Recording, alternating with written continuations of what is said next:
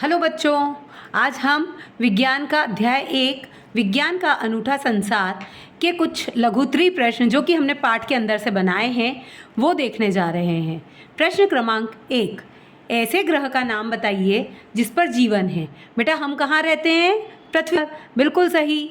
तो हमारे एकमात्र ऐसा ग्रह सिर्फ पृथ्वी है जिस पर जीवन है, तो इसका उत्तर होगा पृथ्वी। प्रश्न क्रमांक 2, पर्यावरण किसे कहते हैं?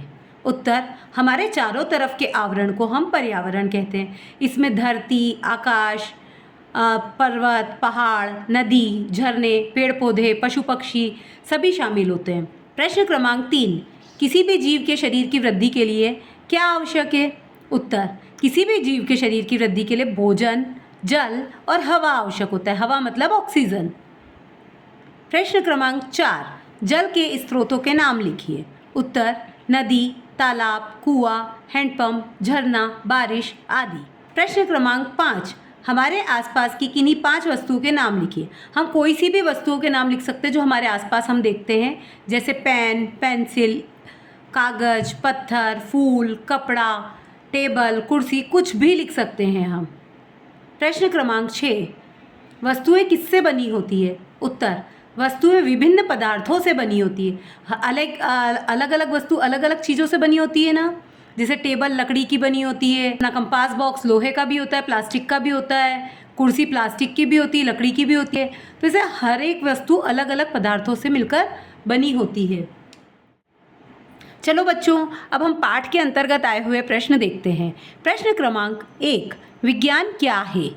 उत्तर, विज्ञान देखने, सोचने, समझने और कार्य करने का एक सशक्त माध्यम है जो विश्व के रहस्यों की परतें खोलता है। अगर हमारे आसपास कोई भी घटना हो रही है, जैसे दिन रात हो रहा है या मौसम का परिवर्तन हो रहा है, तो वह भी हमें विज्ञान से ही पता चलती है कि क्या हो रहा है, क्यों हो रहा है और कैसे हो रहा है।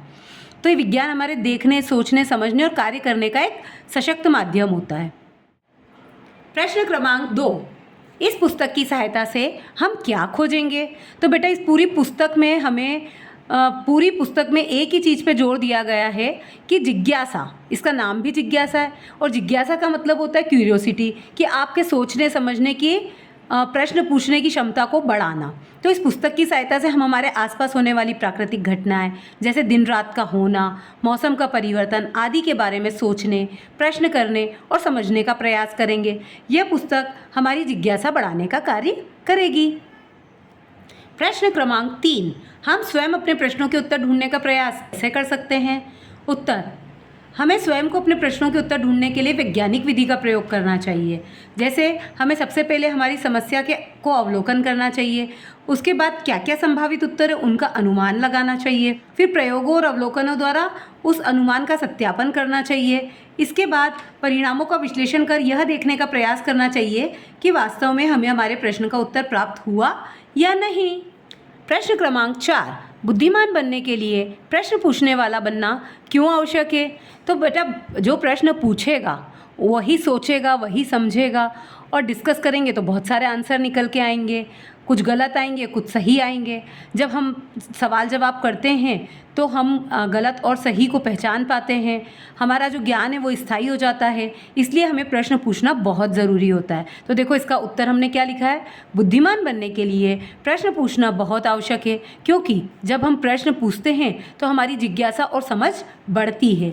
नए नए प्रश्न व उत्तर से हमारी समझ विकसित होती है। हम दुनिया को बेहतर रूप से समझ पाते हैं और प्रश्न पूछने की प्रक्रिया हमें बुद्धिमान बनाती है। इसलिए हमें प्रश्न पूछना बहुत ज़रूरी होता है। आपको मेरा वीडियो पसंद आया है तो इसे लाइक, शेयर, सब्सक्राइब करना ना भूलें।